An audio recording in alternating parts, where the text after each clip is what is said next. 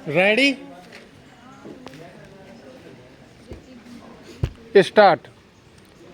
इन 7 पार्टियों के अलावा अन्य सभी प्रमुख दलों को निर्वाचन आयोग ने राज्यीय दल के रूप में मान्यता दी है।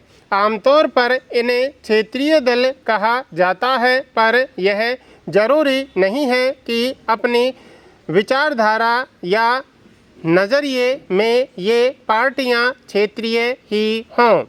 इनमें से कुछ अखिल भारतीय दल हैं, पर उन्हें कुछ क्षेत्रों में ही सफलता मिल पाई है। समाजवादी पार्टी और राष्ट्रीय जनता दल का राष्ट्रीय स्तर पर राजनीतिक संगठन है और इनकी कई राज्यों में इकाइयां हैं। बीजू जनता दल, सिक्किम लोकतांत्रिक मोर्चा, मिजो नेशनल फ्रंट और तेलंगाना राष्ट्र समिति जैसी पार्टियां अपनी क्षेत्रीय पहचान को लेकर सचेत हैं। पिछले 3 दशकों में क्षेत्रीय दलों की संख्या और ताकत में वृद्धि हुई है। इससे भारतीय संसद विविधताओं से और भी ज़्यादा संपन्न हुई है। 2014 तक किसी एक राष्ट्रीय दल का लोकसभा में बहुमत नहीं रहा। परिणाम स्वरूप राष्ट्रीय दल क्षेत्रीय दलों के साथ गठबंधन करने को मजबूर हुए हैं। 1996 के बाद से लगभग प्रत्येक क्षेत्रीय दल को एक नया दूसरी राष्ट्रीय स्तर की गठबंधन सरकार का हिस्सा बनने का अवसर मिला है। इससे हमारे देश में संघवाद और लोकतंत्र मजबूत हुए हैं। हमने देखा है कि लोकतंत्र के कामकाज के लिए राजनीतिक पार्टियां कितनी महत्वपूर्ण हैं। चूँकि दल ही लोकतंत्र का सबसे ज़्यादा प्रकट रूप है, इसलिए यह स्वाभाविक है कि लोकतंत्र के कामकाज की गड़बड़ियों के लिए लोग राजनीतिक दलों को ही दोषी ठहराएं। पूरी दुनिया में लोग इस बात से नाराज रहते हैं कि राजनीतिक दल अपना काम ठीक ढंग से नहीं करते। हमारे लोकतंत्र के साथ भी यही बात लागू होती है। आम जनता की नाराजगी और आलोचना राजनीतिक दलों के कामकाज के 4 पहलुओं पर ही केंद्रित रही है। लोकतंत्र का प्रभावी उपकरण बने रहने के लिए राजनीतिक दलों को इन चुनौतियों का सामना करना चाहिए और इन पर जीत हासिल करनी चाहिए। पहली चुनौती है पार्टी के भीतर आंतरिक लोकतंत्र का न होना। सारी दुनिया में यह प्रवृत्ति बन गई है कि सारी ताकत एक या कुछ एक नेताओं के हाथ में सिमट जाती है। पार्टियों के पास न सदस्यों की खुली सूची होती है, न नियमित रूप से संगठित बैठकें होती हैं। इनके आंतरिक चुनाव भी नहीं होते। कार्यकर्ताओं से वे सूचनाओं का साझा भी नहीं करते।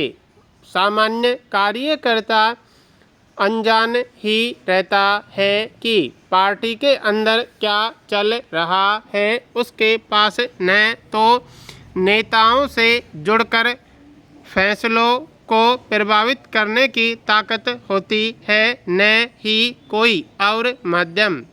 परिणाम स्वरूप पार्टी के नाम पर सारे फैसले लेने का अधिकार उस पार्टी के नेता हथिया लेते हैं। क्योंकि कुछ एक नेताओं के पास ही असली ताकत होती है, इसलिए जो उनसे असहमत होते हैं उनका पार्टी में टिके रह पाना मुश्किल हो जाता है।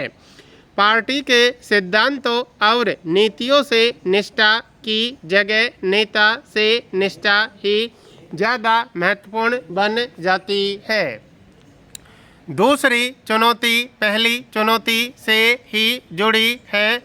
यह है वंशवाद की चुनौती। चूँकि अधिकांश दल अपना कामकाज पारदर्शी तरीके से नहीं करते, इसलिए सामान्य कार्यकर्ता के नेता बनने और ऊपर आने की गुंजाइश काफ़ी कम होती है। जो लोग नेता होते हैं वे अनुचित लाभ लेते हुए अपने नज़दीकी लोगों और यहाँ तक कि अपने ही परिवार के लोगों को आगे बढ़ाते हैं। अनेक दलों में शीर्ष पद पर हमेशा एक ही परिवार के लोग आते हैं। यह दल के अन्य सदस्यों के साथ अन्याय है। यह बात लोकतंत्र के लिए भी अच्छी नहीं है, क्योंकि इससे अनुभवहीन और बिना जनाधार वाले लोग ताकत वाले पदों पर पहुंच जाते हैं। यह प्रवृत्ति कुछ प्राचीन लोकतांत्रिक देशों सहित कमोबेश पूरी दुनिया में दिखाई देती है। तीसरी चुनौती दलों में पैसा और अपराधी तत्वों की बढ़ती घुसपैठ की है। चूँकि पार्टियों की सारी चिंता चुनाव जीतने की होती है, अतः इसके लिए कोई भी जायज़ नाजायज़ तरीका अपनाने से वे परहेज नहीं करती।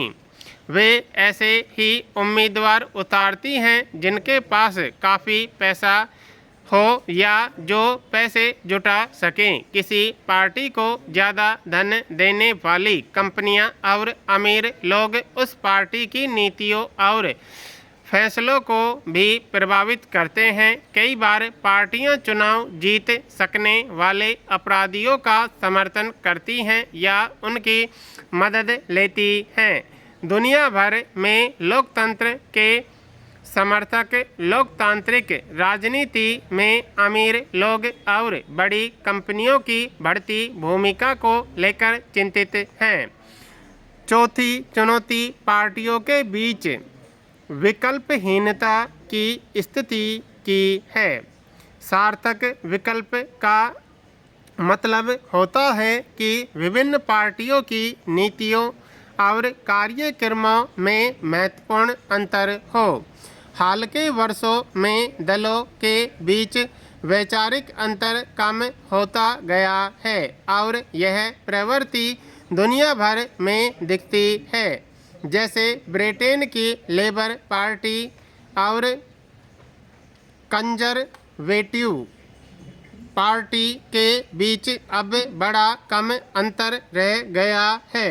दोनों दल बुनियादी मसलों पर सहमति और सहमत उनके बीच अंतर बस ब्यूरो का रह गया है कि नीतियां कैसे बनाई जाएं और उन्हें कैसे लागू किया जाए। अपने देश में भी सभी बड़ी पार्टियों के बीच आर्थिक मसलों पर बड़ा कम अंतर रह गया है। जो लोग इससे अलग नीतियां चाहते हैं उनके लिए कोई विकल्प उपलब्ध नहीं है।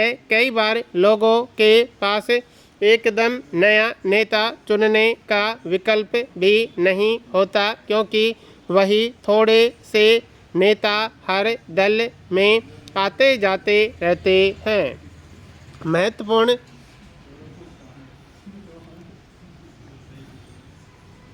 लोग उनको बदल सकते हैं पर उनकी जगह फिर नए नेता ही लेते हैं। अगर वे सभी सुधारना नहीं चाहते हैं तो कोई उनको सुधारने के लिए कैसे मजबूर कर सकता है। विधायकों और सांसदों को दल बदल करने से रोकने के लिए संविधान में संशोधन किया गया। निर्वाचित प्रतिनिधियों के मंत्री पद या पैसे के लोभ में दल बदल करने में आई तेजी को देखते हुए ऐसा किया गया।